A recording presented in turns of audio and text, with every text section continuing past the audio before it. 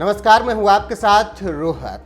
National Herald case में राहुल गांधी और सोनिया गांधी की मुश्किलें एक बार फिर से बढ़ती हुई नजर आ रही हैं। आपको बता दें कि नेशनल हेराल्ड केस में सोनिया गांधी और राहुल गांधी को ईडी ने सब नोटिस भेजा है। ऐसा दावा कांग्रेस की तरफ से फिलहाल किया गया है। कांग्रेस नेता अभिषेक मनु सिंघवी और रणदीप सिंह सुरजेवाला ने प्रेस कॉन्फ्रेंस करके ये दावा किया है।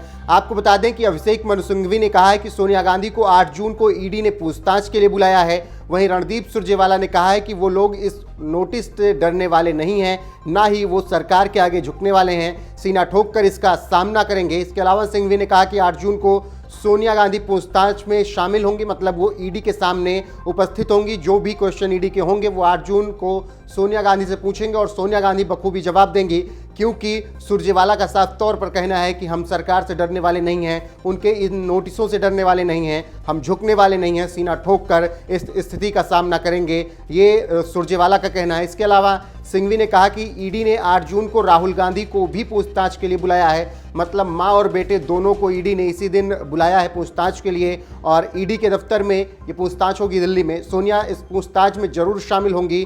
फिलहाल राहुल विदेशी दौरे पर हैं, इसीलिए मुश्किल है कि राहुल गांधी 8 जून को ईडी के सामने पेश हों, लेकिन सोनिया गांधी जरूर पेश होंगी, ऐसा कहा गया है कांग्रेस की तरफ से।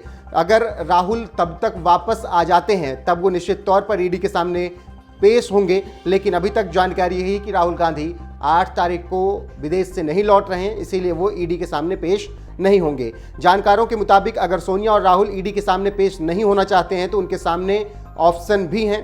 पहले वो नोटिस का जवाब दिए बिना छोड़ सकते हैं, इस स्थिति में ईडी उनको दोबारा नोटिस भेजेगी। वहीं दूसरा ऑप्शन यह है कि वो नोटिस को कोर्ट के सामने जाकर चैलेंज करें।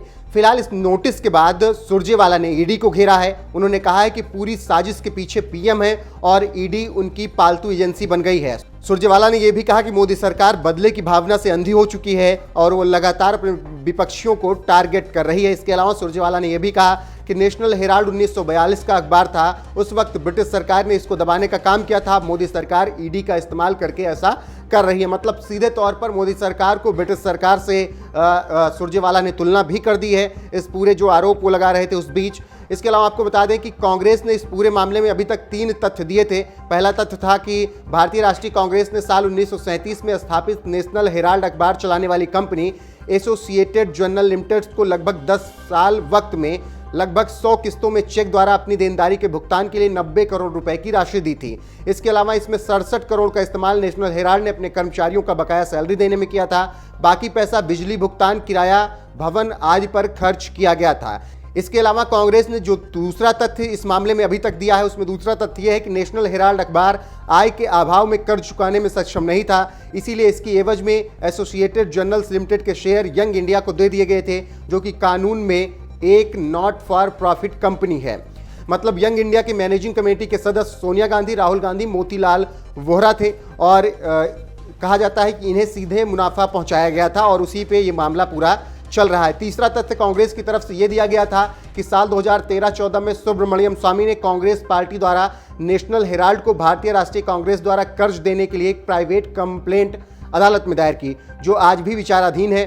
कांग्रेस का कहना है कि याचिका को लेकर झूठ बोला गया। कांग्रेस के मुताबिक कोर्ट में कुछ नहीं होने पर अब 7.5 साल के बाद ईडी द्वारा इस प्राइवेट कंप्लेंट के आधार पर केस दर्ज किए जा रहे हैं।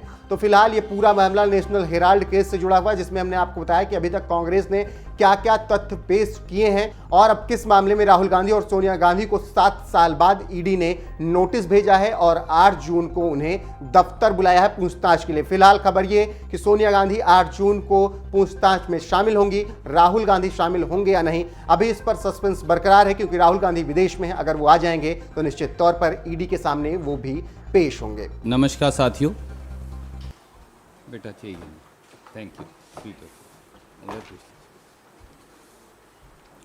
आपकी अनुमति है तो शुरू करें। आज की इस पत्रकार वार्ता का सार है जो आदरणीय सिंघवी साहब और मैं हम आपके बीच में एक महत्वपूर्ण विषय लेकर आए हैं। डरेंगे नहीं, झुकेंगे नहीं, सीना ठोक कर लड़ेंगे। अंग्रेजी हुकूमत को जड़ से उखाड़ने के लिए भारतीय राष्ट्रीय कांग्रेस ने साल 1937 में नेशनल हेरल्ड अखबार निकाला, जिसके प्रणेता थे महात्मा गांधी, पंडित नेहरू, सरदार पटेल, श्री पुरुषोत्तम दास टंडन, आचार्य नरेंद्र देव, रफ़ी अहमद किदवई, ये लोग थे। अंग्रेजों को इस अखबार से इतना खतरा महसूस हुआ कि उन्होंने 1942 में भारत छोड़ो आंदोलन के दौरान नेशनल हेरल्ड पर बैन लगा दिया, जो 1945 तक चलता रहा। आजादी के आंदोलन की आवाज बने इस अखबार का मूल मंत्र तब और अब दोनों समय था, आजादी खतरे में है, अपनी पूरी ताकत से इसकी रक्षा करें। आज फिर उस समय की अंग्रेजी हुकूमत का समर्थन करने वाली विचारधारा आजादी के आंदोलन की इस आवाज को दबाने का घिनौना षड्यंत्र कर रही है। इस षड्यंत्र के मुखिया स्वयं प्रधानमंत्री श्री नरेंद्र मोदी हैं और उनका हथियार उनका चहेता और पालतू ईडी है। देश को गुमराह करने के लिए आए दिन मुद्दों को भटकाने की राजनीति में माहिर मोदी सरकार अब बदले की भावना में अंधी हो गई है। जिस मानसिकता ने अंग्रेजों का साथ दिया था, आज गुलामी की प्रतीक वो मानसिकता आजादी की कुर्बानियों से प्रतिशोध ले रही है।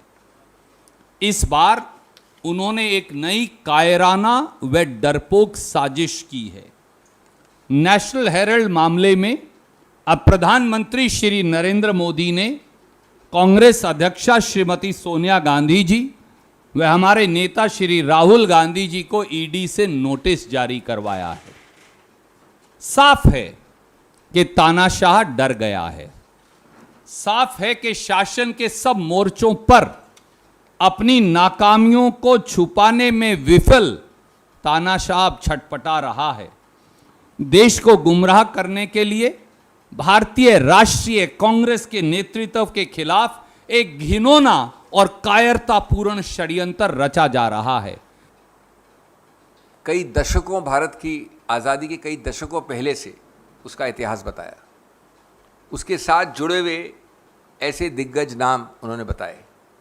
मैं आपको संक्षेप में इतना कहना चाहता हूँ कि ये एक इतना ज़्यादा मनगढ़ंत काल्पनिक आरोप है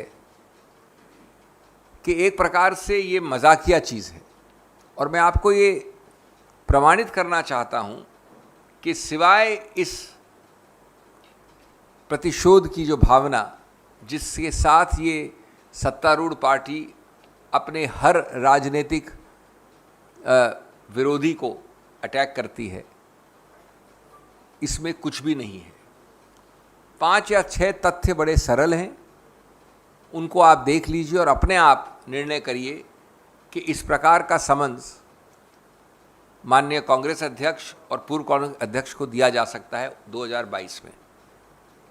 नंबर 1, यही चीज़ों के विषय में कानूनी कार्रवाई 2014-15 से चल रही है। आज 7 साल बाद इस प्रकार की चीज़ों में ईडी को लाया गया है। नंबर 2, ये विचित्र केस इसलिए है कि जहाँ कोई पैसा नहीं है या जहाँ कोई प्रॉपर्टी का स्थानांतरण नहीं है, वहाँ पर मनी लॉन्ड्रिंग कैसे हुई, ये हमको कोई समझाए। माननीय मोदी जी के बहुत सारे काबिल जो एडवाइजर्स हैं वो समझाएं। हुआ सिर्फ इतना कि एक कंपनी है AJL, पुरानी कंपनी है, वो दशकों से नेशनल हेरल्ड चला रही है। चूंकि वो एक आदर्शों पे मूल्यों के आधार पर चलाती थी अखबार, कमर्शियली इतनी सफल नहीं हुई। कई दशकों के दौरान लगभग 90 करोड़ रुपए जो सब दिए गए हैं औपचारिक रूप से, वो उसकी डेट हो गई, ऋण हो गया। उस कंपनी को फाइनेंशियली मजबूत करने के लिए, मजबूत करने के लिए, आदर्शों और मूल्यों जिनके लिए वो खड़ी है उसको मजबूत करने के लिए इस ऋण को हटाने के लिए, उसके किताबों को साफ करने के लिए एक बड़ी सरल चीज़ की गई जो इस देश में हर कंपनी करती है, विदेश में हर कंपनी करती है। उसने इस ऋण को इक्विटी में परिवर्तित करने का निर्णय किया।